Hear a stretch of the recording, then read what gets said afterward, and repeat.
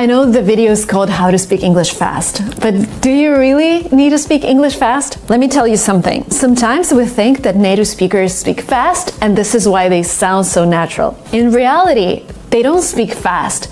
They just connect all the words together, and instead of splitting them up, which sounds a little kind of slower, they just put them all together as if one sentence is one big word. They omit some syllables, they add some new sounds, and this is why they sound the way they sound. And sometimes it's hard for us to understand them just because they don't split up words, and we think that they're just speaking too fast. In reality, they're not. Today, I'm going to teach you this technique. I'm going to teach you how native speakers do it, so you can do it to sound more native, and so that you understand the mechanics behind kind of faster speaking, so you can understand native speakers.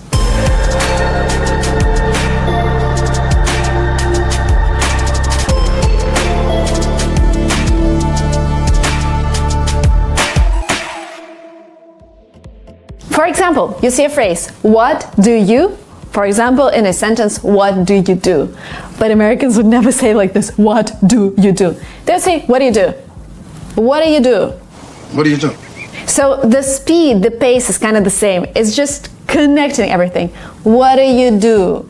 And if you don't know the way they do it, you're like, what was that? Another phrase, I am going to do some shopping. What Americans would say, they would say, I'm gonna do some shopping. Again, not I'm going to, I'm gonna do. Again, they've connected something, they actually paraphrase it a little. I'm gonna get some water. Do you want some? And some Americans would even say, I'm gonna do shopping. This is like the very, very contracted version of it. So what Americans do, they take those smaller words and they pronounce them in a way that is easier for them in daily speech. For example, article the is pronounced like the. What's the weather today? So they don't say what's the weather today. They say they say what's the weather today. So it's the because it's easier.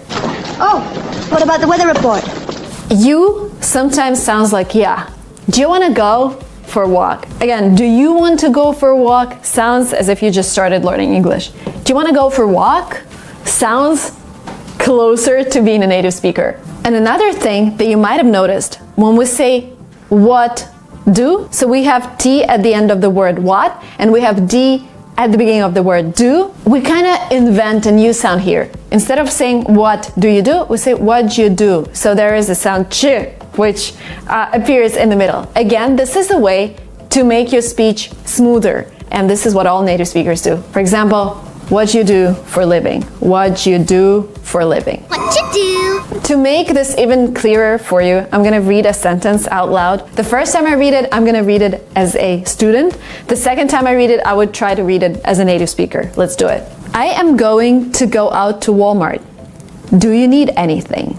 I'm gonna go to Walmart. Do you need anything? Again, I replaced I'm going to with I'm gonna go to Walmart, and I've connected Walmart with do. We have a word that ends with T and we have a word that begins with D. So I'm gonna go to Walmart. Do you need anything? And there's this ch that appeared in the middle. The next word, a little confusing, I know, especially when you hear this first in a native speaker's speech. Something, they say something.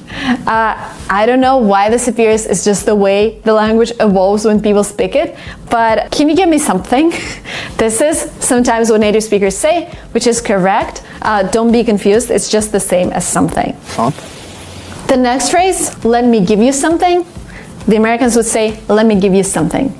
So they just omit the letter T and you get let me get you something. Let me give you something. In American English, if you have a letter T in the middle of a word, sometimes you pronounce it as D. Letter, letter. Letter? Because it's faster, because it's smoother. City, you don't say it. City, city. City? It's like DNR, city. Bitter, and it sounds a little British, so in Great Britain they would say still bitter. In American English they say bitter. Bitter. Let me give you some more examples. Bottle, bottle.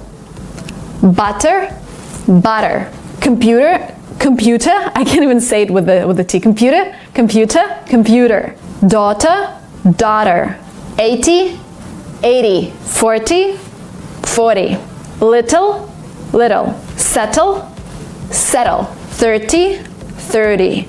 You see, this T converts to D all the time. As you notice, it's even unnatural for me to say little, 30, just because I'm so used to, inserting D instead of T. This would come automatically, not automatically, automatically to you guys when you practice. This is first the way to speak faster. Second, this is the way to speak more naturally. And third, this is an easier way to understand native speakers because you now know how the mechanics work. Let me know if this was useful for you guys. The homework for you, the task, is write down in comments below what other words have T in the middle and you pronounce them with a D.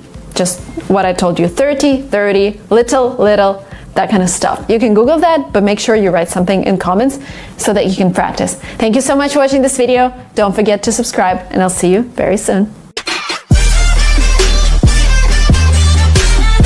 Subscribe now and press the bell icon. Never miss an update.